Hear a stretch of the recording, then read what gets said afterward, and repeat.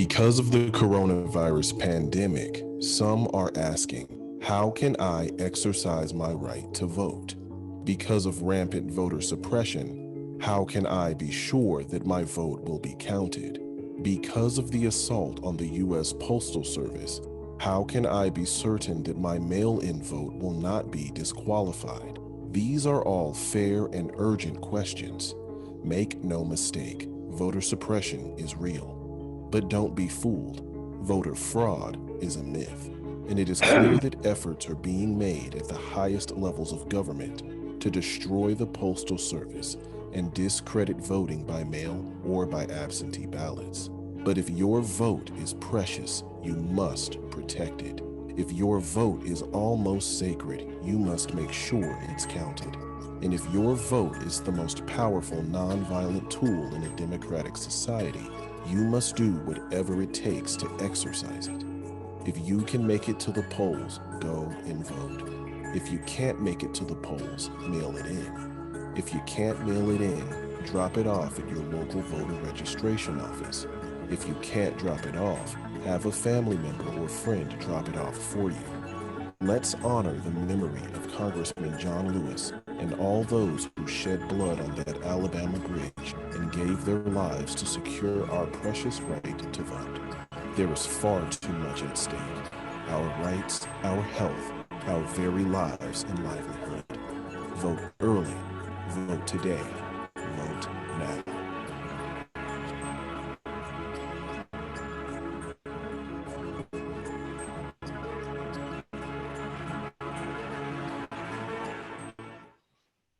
Good evening, everyone. This is Dr. Barbara Williams Skinner, and I'm the president of Skinner Leadership Institute and co-convener of the National African American Clergy Network. And we have the pleasure of partnering in this Lawyers and Callers Turnout Sunday with sojourners and so many other amazing clergy leaders across the country in 9 states. Tonight, 15 days from one of the most essential and impactful elections of our lifetime will determine whether the nation goes backwards and hurts the poor, the people of color, immigrants, farmers, those in the rural areas, young people who have not had all of the opportunities, those who are impacted by COVID, over 200,000 Americans dead, many mourning, depressed, suicidal.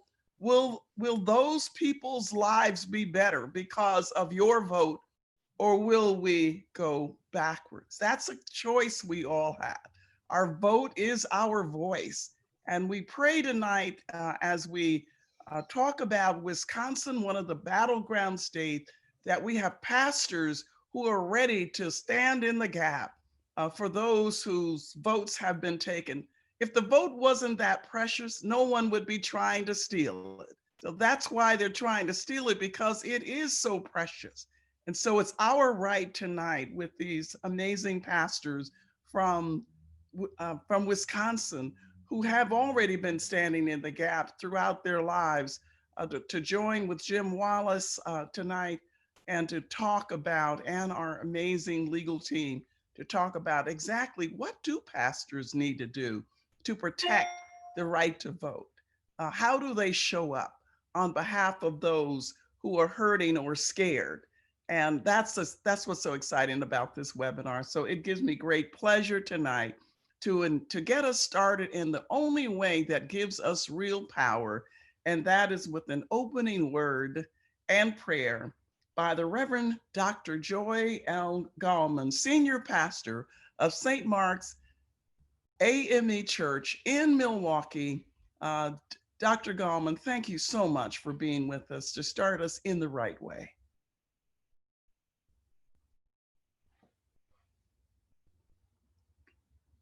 You're on mute.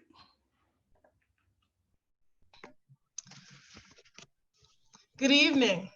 I bring you greetings on behalf of Bishop John Franklin White and Supervisor Penny Hartsfield White of the 4th Episcopal District of the African Methodist Episcopal Church, which evolved out of the Free African Society in Philadelphia. Our mission is to care for the spiritual, the intellectual, the physical, emotional, and the environmental needs of all people.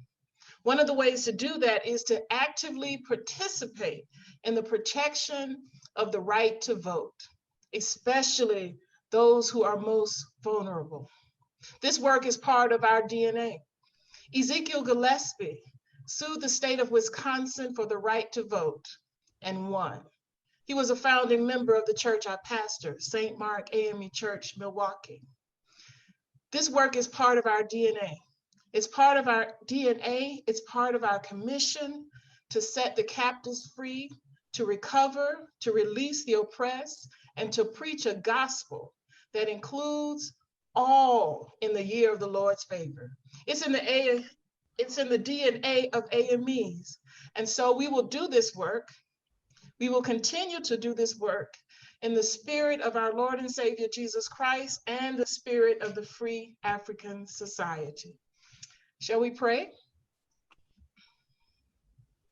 Creator God, the sustainer of all that is good and perfect in this world, God, we ask that you open the hearts and the minds of those who are watching and participating and seeking to open and to learn ways to do this work. God, we ask that you continue to bless those who this project was placed in their hearts by you. We ask that you continue to strengthen them so that they do not grow weary in well-doing. We ask that you anoint anew all the presenters so that they might present with power, because somebody is depending on this information so that they can exercise their right to vote and to full citizenship in this world. And so, God, we ask that you bless this effort for your glory and your glory alone. Amen. Thank you so much, Dr. Gallman, for rooting us in the word and in power. And to keep that spirit going, we ask Bishop Sylvester Williams, Sr., the presiding prelate of the 3rd Episcopal District CMA Church over Wisconsin, if he would bring us a greeting. He would be followed immediately by the Reverend Dr. Richard Shaw, St. Matthew's CME Church, and then by the Reverend Willie F. Dockery, Jr., presiding elder of the CME Church. If you could greet us now, that would be a blessing.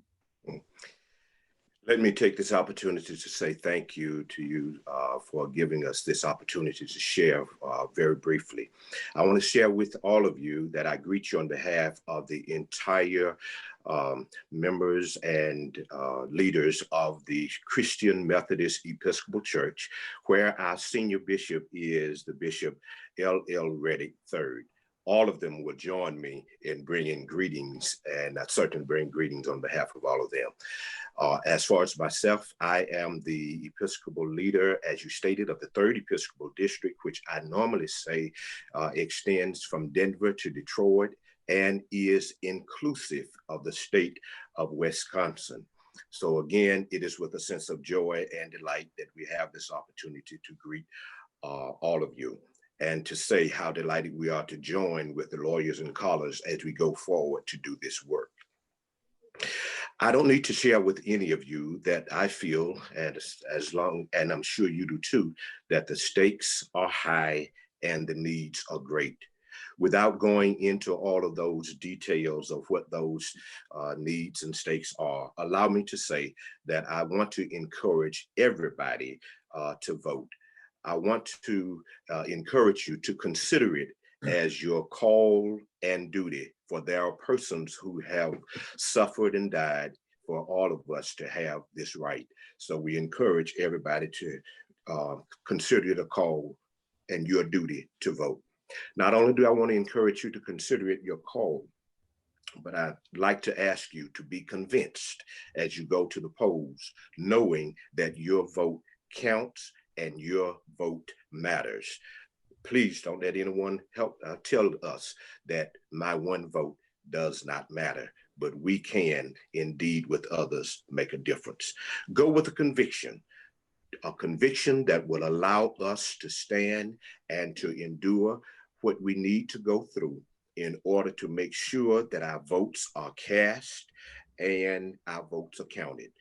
Of course, that means we may have to endure long lines, social distancing, and indeed some voter suppression. We pray that that would not be the case, but just in case, let us go with the conviction that we are going to do what is necessary to make our voices heard. Lastly, I was thinking about a statement that says, we live in a nation that believes that all men and all women are created equally and endowed with certain unalienable rights, and among them are the right to life, liberty, and the pursuit of happiness. We ask all of us to work together to bring that about and to make sure that it's going forward. Thank you for listening, but most of all, thank you for your vote. God bless you. Thank you, Bishop Williams. And now the Reverend Dr. Richard Shaw.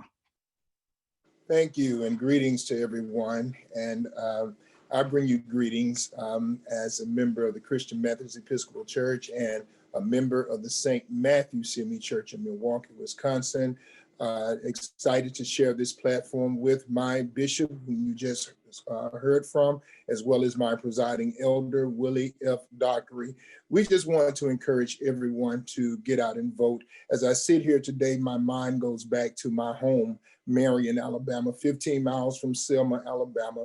And at one point in my life, I lived in Selma and would have to travel across the Edmonds Pettus Bridge, and remembering every time I go by the stories that my mother would tell about their journey that day on the bridge. So we get out to vote today, not just because we need to make a difference today, which is the most important thing, but we vote because people died to give us the right to get out there. And in the state of Wisconsin, and in particularly Milwaukee, we have to keep our eyes on the prize, and we have to keep our eyes on those who desire to suppress the vote.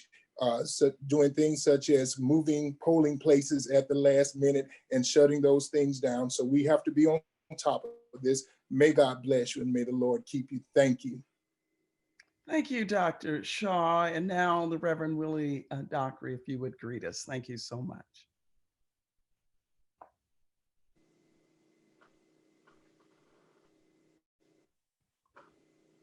I think you're on mute.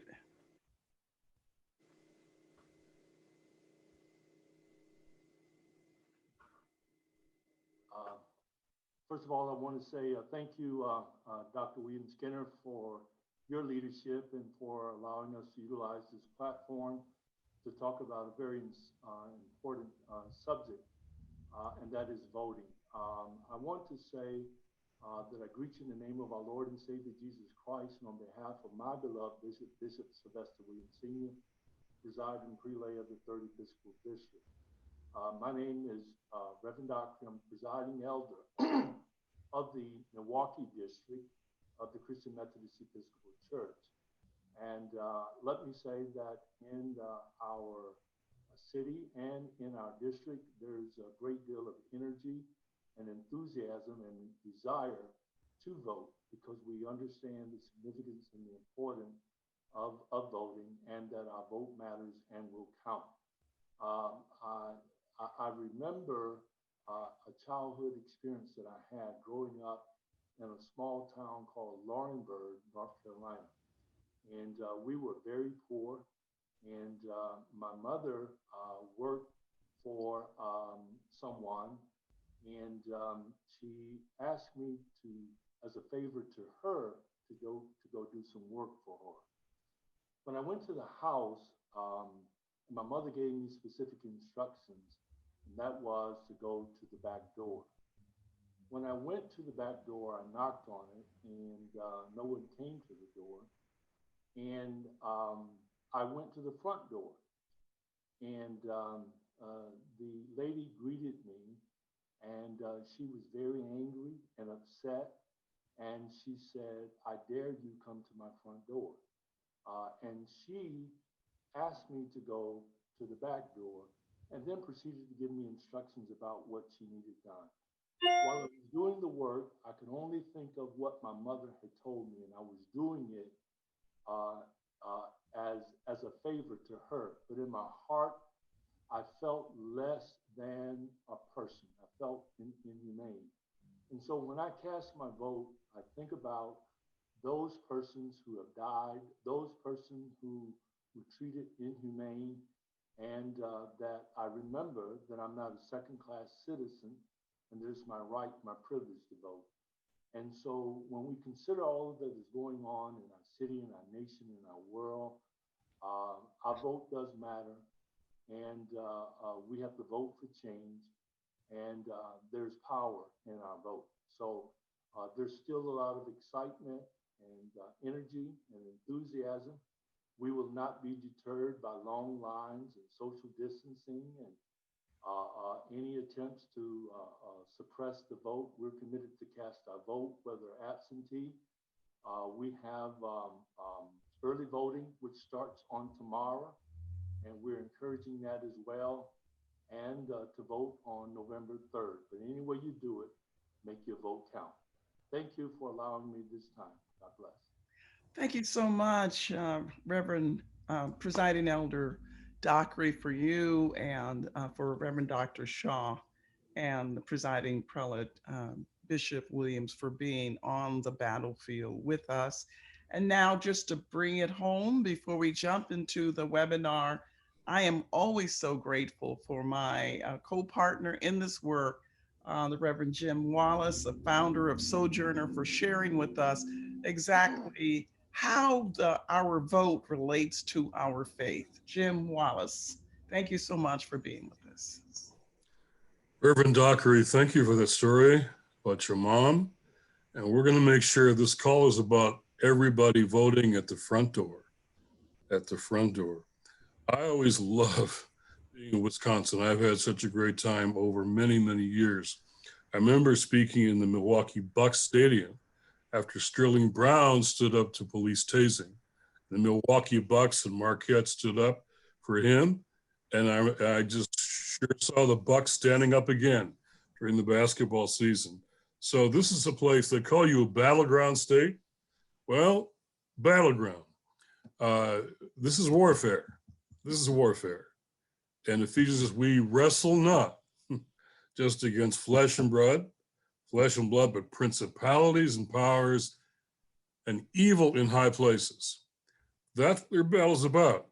And I want to share quickly a word of hope that came to me last week when I saw white governors, I'll be blunt, in Texas and Georgia trying to suppress early voting. Then I saw long lines of people standing up and record-breaking turnout. And it reminded me of the first free elections in South Africa, which I was involved in. I got to be at the inauguration of Nelson Mandela after that. And I saw people standing up. And so we're here to talk about showing up to protect people who are standing up. So all over the country, people, not just despite voter suppression and intimidation, but because of them, they're standing up. And so you all, pastors all over Wisconsin, are going to be so crucial to show up to people standing up to protect their votes. This is a war. They're trying to steal the votes of people of color because they are people of color. That's what the war is.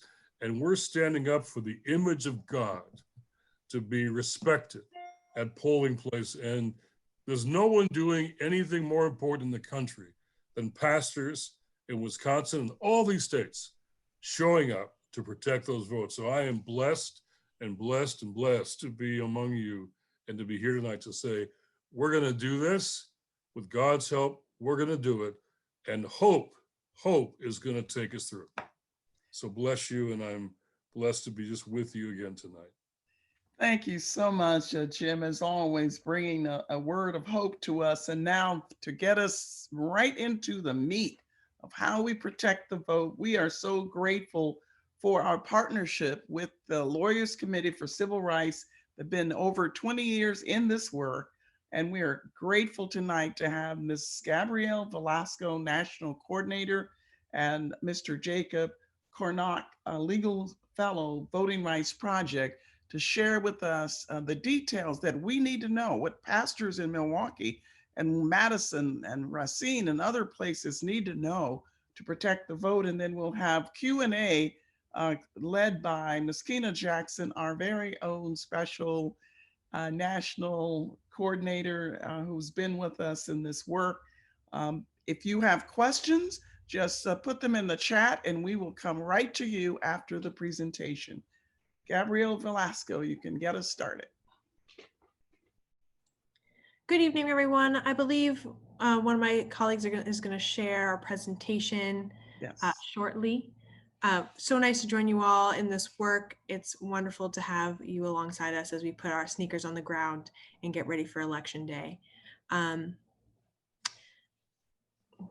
just waiting for the slide to get going, and then we'll get going into the meat of the work and what you all need to know for Election Day. And I'm happy to answer any questions as we move forward.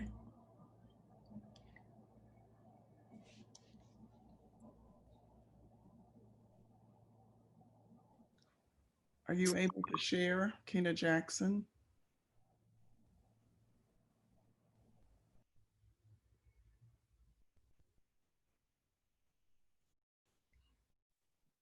I'm having a little technical difficulty. Do you have the final? Okay, hold on just a moment. Okay. Okay, so let me try to see if I can bring this up. It'll take just a second. You always have to have a backup. Always need a backup. Okay, so this is Wisconsin. We want the PowerPoint version. Is that correct? Yes, please. Okay, hold on. I'm having trouble getting. Give me just a minute. We're going.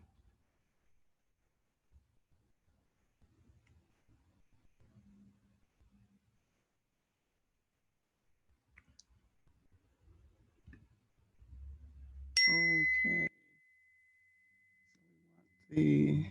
We're in Wisconsin. So we want the, hold on just a minute. Let's see.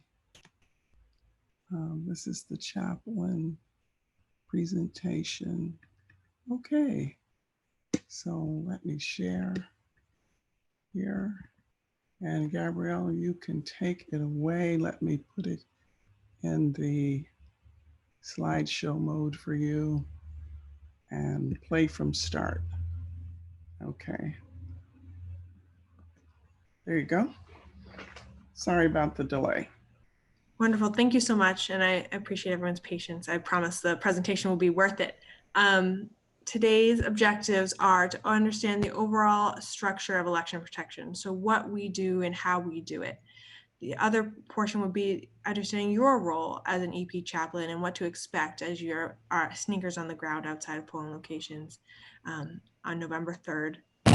And then also how to navigate the many resources we have to answer most common questions and record that information so we can keep that data for future advocacy. And finally, to become familiar with the basics of Wisconsin election law. So who we are. We are the largest singular nonpartisan hotline for election protection in the nation. We began after our unfortunate incident in the 2000 election in Florida, and we realized there was a need to provide these resources across the country. We're now in over 30 states. I believe we're actually tipping over 35 this election, and we have received thousands of calls a day. Over our time, we've received over 200,000 calls, and we're seeing a much higher increase this election cycle, where we're seeing on average over 3,000 calls a day. We hold this process through a number of national and local call centers through which all the election hotline goes through. And to the election hotline portion, I just want to give an overview of how our program is structured in two pillars. We have first the election protection hotline and then our volunteers. For your program, you'll have the 8334 TurnOut line, which will connect you to our hotline, but is specifically for EP chaplains. And then EP chaplains will be on the ground, available to answer questions from voters at the polls. So we're able to really emphasize sharing information as best as possible with the community so they're able to exercise their right to vote. To speak a little bit more clearly about this and how the structure will be, on the ground will be pastors and church-based attorneys, and they will be able to call into the hotline, which is again 8334 turnout. And at that line, you'll be able to speak with a trained legal volunteer who will then be able to escalate the issue that you're raising on the ground to a state lead and attorney. In this case, Wisconsin's team is myself and Jacob, who will speak a little later. And we'll be able to escalate those issues and resolve those problems as you see them at the polls. So we're going to go a little bit more deeply into your role and your shift. You'll be given assignments of where you will be on election day and what polling location you'll be at by your field captain, who will give you that address. Please come early and wear a mask and practice social distancing. This is incredibly important. We understand that there's a pandemic and the right to vote is non-negotiable, but we do want to make sure you're extremely safe. And then, if possible, please introduce yourself to poll workers and state that you are a nonpartisan volunteer when you're social distancing. And then you'll do the work. You'll do the work that we've all prepared for, and you'll help voters and record your interactions. So you'll make sure that we keep record of everything that is happening at the polls. Some important things to bring. Again, I cannot say enough, your mask. We want you all to stay healthy because this work will continue past November 3rd, and we want you to be healthy for that work. We will be sharing top issues and frequently asked questions that we've prepared with a team of election voting rights attorneys who've vetted that very carefully. So you'll be giving the most accurate information, as well as your credentials, meaning your ID, a phone charger, and your phone, because you'll be there for a good chunk of time. Layers of clothing. It's going to be November in Wisconsin. Snack, water, comfortable shoes. We want to make sure you're comfortable at the polls to do the good work. And then any intake forms or extra paper and pens as we continue to record the information that's happening on the at the polls. So what is your role? Your role is to do exactly what pastors and chaplains do, which is help people. So you'll be assisting voters as they go to the polls, answering common questions like, is this my polling location? Have I brought the proper ID? What do I need to know before I go into the polls? And then also be the eyes and ears. So this is what you want to look out for. When you call the 8334 turnout line, you want to raise any issues like broken machines, poll workers giving incorrect information, intimidation at the polls, and that can include police presence. If multiple voters are coming out of the polling location saying that they were not on the roll, that could indicate a purge. High use of provisional ballots, voters who don't speak English who are not getting accessible access to their ballot. And then if the polling location itself is not ADA compliant, providing a ramp or an alternative entrance, or a very clear sign about curbside voting for those who require it. So how will you report these issues? You're going to be calling the hotline. I cannot emphasize it enough. That's your safety line to share any information that you may have at the polls. Be very clear about the information you're providing. Provide the name or your name of the voter and the contact information, the polling location by address, and if possible, the voter's racial or ethnic identity, and any follow-up information that we may need as we work to deal with the issue as it's escalated amongst the chain. And of course, we want to keep this information so that after the election, we can be very clear about the advocacy that's needed in place. And then of course, call your field captain if you need any further assistance. They're your line in Wisconsin as well, and are available to be a resource.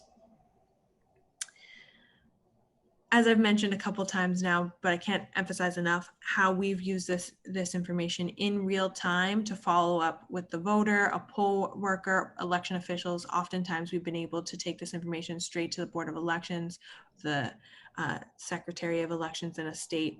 Again, we also use this to identify trends. So while you may see something at one polling location, and we on the back end will see other polling locations are having similar issues, and then we can see a statewide, countywide, citywide trend and work to address that.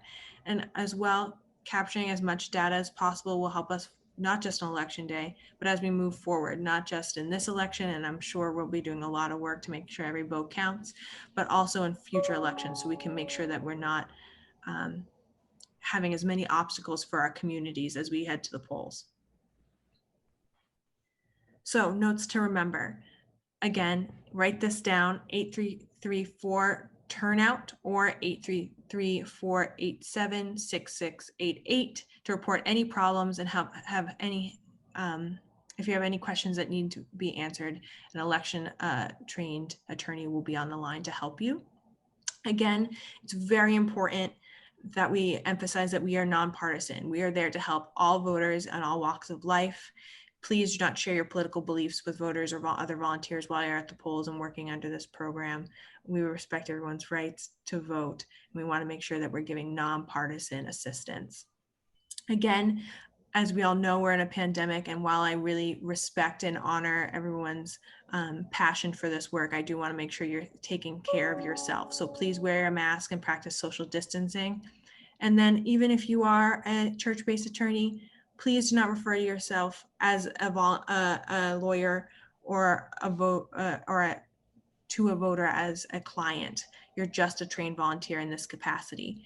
And then again, it's going to be a high stress day, but I ask that everyone be as polite as possible. And we try to maintain a positive relationship between ourselves and the election judges, poll workers, and election officials. I'm just going to go over a few tools that we have in our toolbox to help you answer some questions on the ground.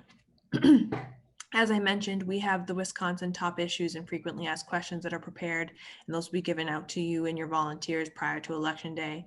Again, My Vote Wisconsin is the state resource page. I do want to emphasize that they have, through advocacy from our field partners on the ground, have increased their information and now include drop boxes. And then you'll have your field captain who you will get a direct phone number for closer to Election Day, who will be a resource. And finally, as I've mentioned before, the hotline is your ultimate resource if there's a question that cannot be answered in these other resources. And this is an example of what the Wisconsin page looks like. You'll be able to get voter registration information, polling place lookup, absentee ballot status, and more. As I mentioned, they are now including Dropbox information, which will be incredibly important on Election Day.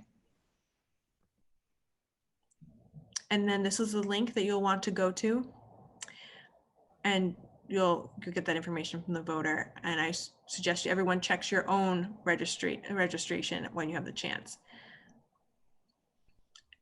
This is a information sheet that you'll all receive. It's called Top Issues, and it breaks down things like polling hours, acceptable voter ID, and we'll share that in the future as well. And we'll go into election law a little further. And again, this is the frequently asked questions we've taken all the time, and data and patterns we've seen across the hotline, and included a lot of those main issues, like if a voter has moved, what their polling location options are, how a student can vote, how the criminal conviction can affect your ability to vote. And that's all in the frequently asked questions, and they're available online as well. And then I'm going to pass the mic over to my colleague, Jacob, who will take you on a little debrief of election law in Wisconsin. Thank you all. Thanks, Gabrielle. My name's Jacob Konark. I'm a legal fellow with the Voting Rights Project at the Lawyers Committee. And we're going to, first I want to thank everyone for being here, volunteering. It's needed and appreciated, so thank you all so much. We're just gonna walk you through some common questions that you'll probably get. One of the top ones that you'll get is, am I registered / how do I register? You'll also almost certainly get questions on what type of ID do I need to bring to the polls? Is it okay if it's expired, if my address doesn't match, things of that. Unfortunately, you probably will get some questions about equipment that breaks in polling places. It will probably happen. And so you'll get some guidance as to what to do if that does happen. Another thing that you might get questions on is assistance for disabled or limited English proficient voters. Electioneering is something that we're probably going to see more of. this election cycle, unfortunately. So you'll have all the information you need about how people can express their political opinions without interfering with the right to vote. One thing that we're also concerned about is challenges to a voter's eligibility. So we'll give you a lot of information as to what to do in that case, what the voter needs to do to be able to cast a ballot that counts, and if the issue needs to be escalated up the chain. There's kind of widespread challenges going on in certain precincts. And then, of course, we'll also have a lot of questions about absentee ballot issues, people who either didn't get their ballot arrived too late, they don't know what to do. And so we'll give you all the information that you need to be able to address those questions as well. So in the interest of time, let's get kicked off here. Election day voter registration. So what's the deadline to vote?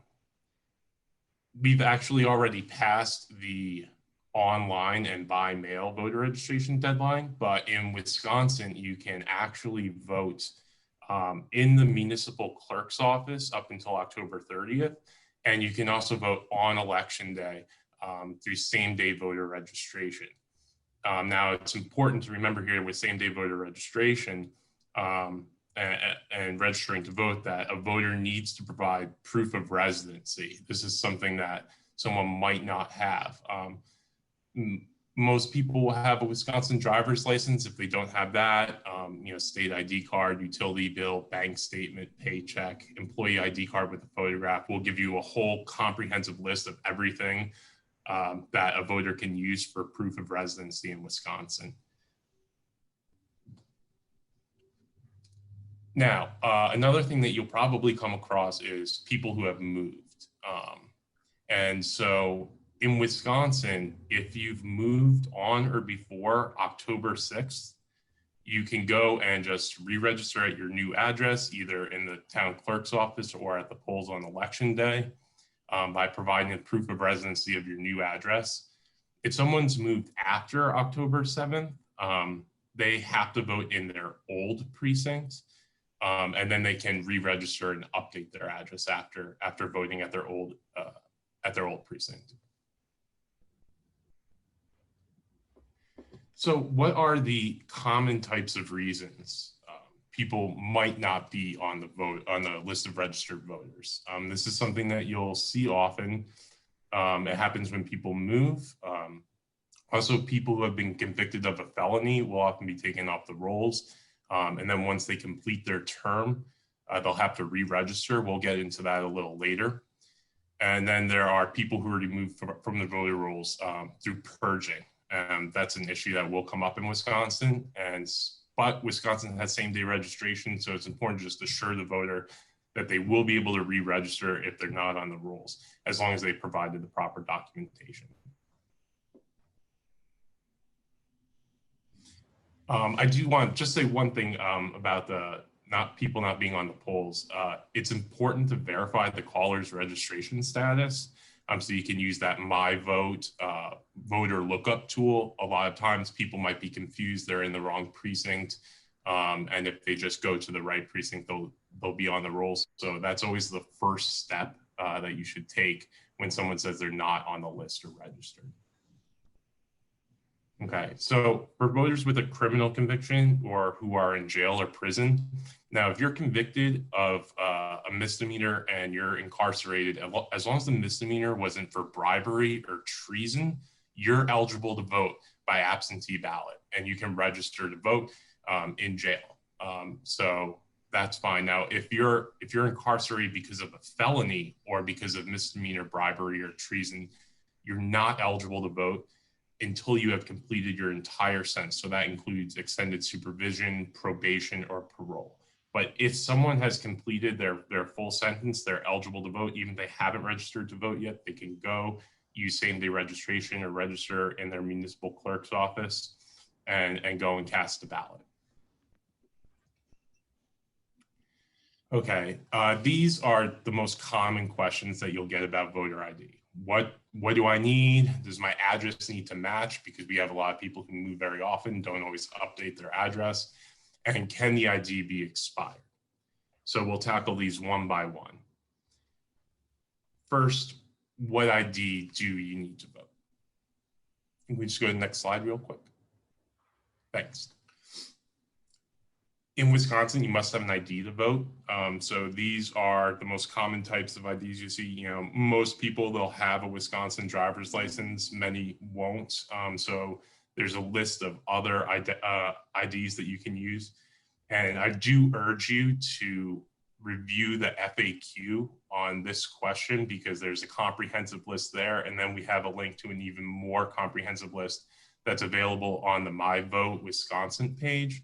And so you can just kind of go down. Do you have this? Do you have that? Do you have this? And hopefully a voter will have at least one of those forms of ID. Now, does my address on my ID need to match my registration address? In Wisconsin, it does not. The ID is only used to identify you as a person and not to verify your address. When you register to vote, you provide proof of residency.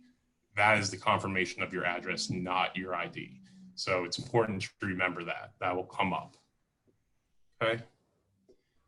Now, this is kind of, there's a lot here because I wanted to ensure that this information is accurate as possible, because it's a little confusing.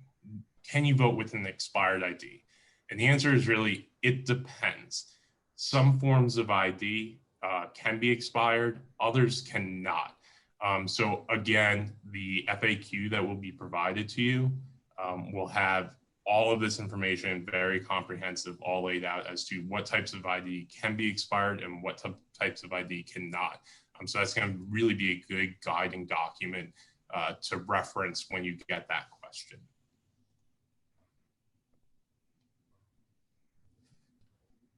As I said before, we have seen in the past in Wisconsin elections that machines do break. Nothing's perfect. Nothing works perfectly. It will happen.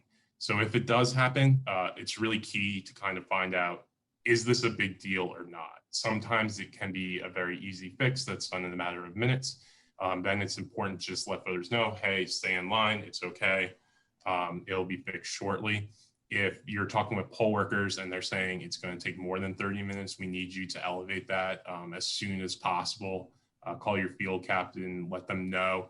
It might be something that we end up having to litigate. If machines are out of order for an extended period of time, we might have to go ask a court to keep the polls open because people were turned away and the lines got too long.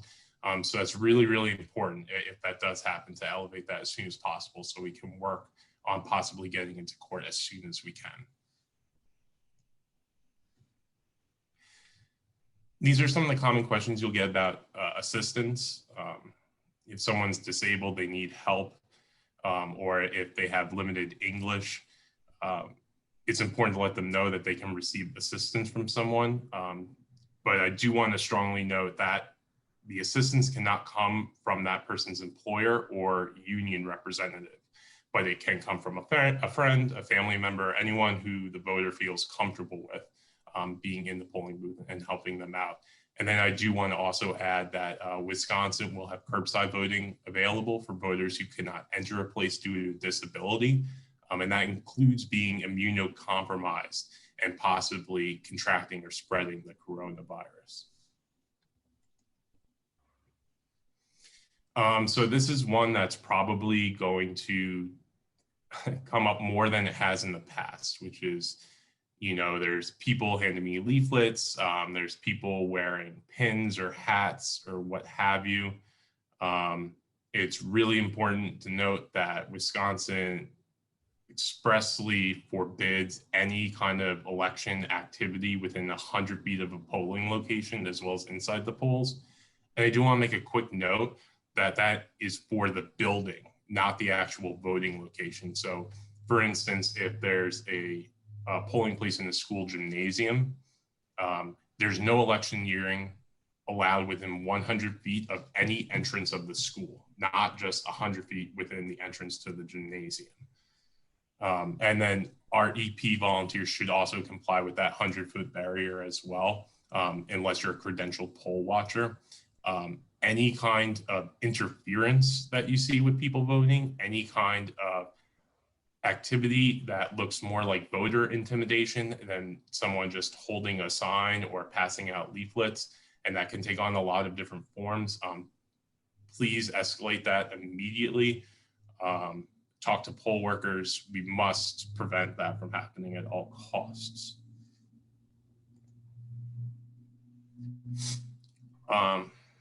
And you'll also get a lot of questions on absentee ballot issues. Someone who hasn't received their absentee ballot, someone who has it, but it came too late to mail it, someone who wants to track it. Luckily, My Vote Wisconsin has a absentee ballot tracker. The link is there. And so that way you can go on My Vote Wisconsin, have the voter enter their information, and you can see where it is in the process of being voted. Hopefully they look it up and it's received and everything's fine. If not, you can kind of walk them through next steps. For example, if someone never got their absentee ballot, they should go to their polling place, vote in person, and essentially all they have to do is sign an oath saying they never received their absentee ballot, they didn't vote by absentee ballot, and now they're voting in person. If a voter still has their absentee ballot, if the voter still has their absentee ballot and they want to vote in person, but it's too late to mail it, the voter can take it to the poll and surrender it and vote, or the voter can take advantage of Dropbox locations. I know Milwaukee has a lot of them, and that's important to note here. I do want to make one extra note here that some municipalities in Wisconsin have a central count where all the absentee ballots go. Others will just take them. Voters can bring them to the polling place and they'll cast the absentee ballot at the polling place for the voter. But however the voter returns their absentee ballot, if they're in a municipality that has a central count, they need to return it to either an absentee ballot Dropbox or the central count location. And one of those municipalities, very importantly, is Milwaukee. So if you're in Milwaukee and a voter has their absentee ballot, don't direct them to drop it off at the polling place. Direct them to drop it off at one of the absentee ballot Dropbox locations or at the central count warehouse, which also has an absentee ballot drop-off location. And those ballots must be received by the municipal clerk no later than 8 p.m. on election day. So there's no grace period. That ballot needs to be in by 8 p.m. on election day. So here's what we have on challenges. If someone is challenged about their eligibility when they're attempting to vote, what they can do is sign an oath provided by the poll worker. They'll be asked a series of questions such as, are you over the age of 18? Are you a US citizen? Things of that nature. They sign it and then they vote. If this does happen and the voter votes successfully, you should still let us know because we're very concerned about potential mass challenges in areas where people are just making nuisance challenges, trying to gum up the works essentially. And then again, we've gone over it, but I really do want to emphasize, from things that we've seen so far, if there is someone outside the polling place that's harassing voters, discouraging voters, demanding the CID, don't engage with that individual at all. Call your field captain or call the hotline and escalate that problem, and we'll address it. Don't get in the middle of anything. The last thing we want is for something to escalate and turn to violence. That would be bad.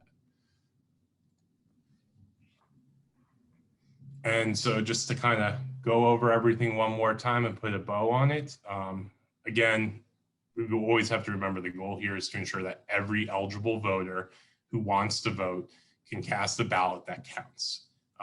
It's not partisan. So we don't want to even have a hint of any kind of partisan activity here. We just want to make sure that people who are eligible to vote can vote a ballot that will count. And again, as Gabrielle said too, wear a mask, practice social distancing. We all know what to do by now, and make sure that you vote yourself.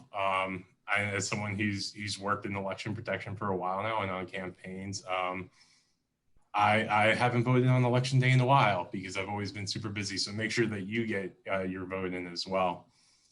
show up 15 minutes early. And this one's really important. Correct is better than quick. The more accurate information we have, the better. We don't need to have it as soon as possible. If there's things that you're unclear of when you're talking to a voter, the more the information that you can get for us, the more helpful that becomes. And again, when in doubt, just call the hotline number. Thank you, Jake and Gabrielle, for the presentation for our Wisconsin pastors. Hi, everyone. I'm just going to reintroduce myself quickly. My name is Keena Jackson, Senior National Coordinator for the Lawyers Committee for Civil Rights Under Law. And I'm going to guide you guys through the question and answer portion. So if anyone has any questions, feel free to throw those questions in the chat box or in the Q&A section. I didn't see any before we started, but if anyone has any questions, feel free to throw them in the chat section or the Q&A section. I wonder if any of our presenters have questions, Bishop Williams or Reverend Dockery. Do you have any questions? I don't have any questions. You're good. Okay, no, I'm fine. I don't have any at this moment. We hope this was helpful. Great presentations. Thank you. Thank you. Thank you. Yeah, this presentation will be on our website tomorrow. The recording, as well as the paper, the slide presentation will be on there, and a check sheet for anyone who signs up as a chaplain, because that's the goal here, is to get pastors who are on the line or connected to your ministries to sign up to be volunteer poll chaplain. All the training that you just heard is on the website.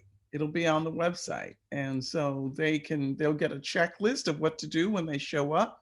They'll have that 1-833 for turnout number, the 833-487-6688, which you all need as well. And we'll talk to you after this is over about how we start getting the word out to pastors that you're connected with, so they have that number.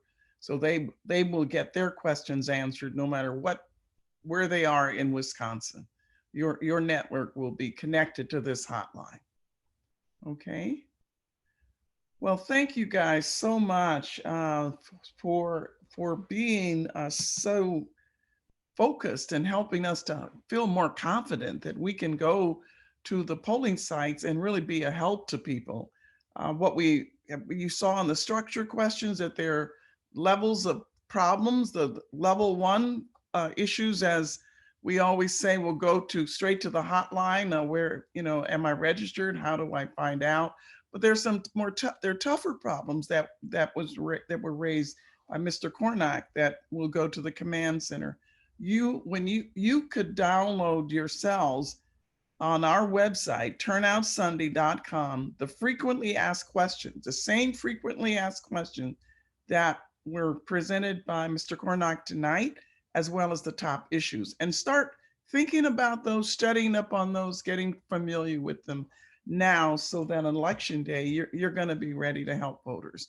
So we're really grateful. Thank you again, Bishop Williams, Dr. Shaw,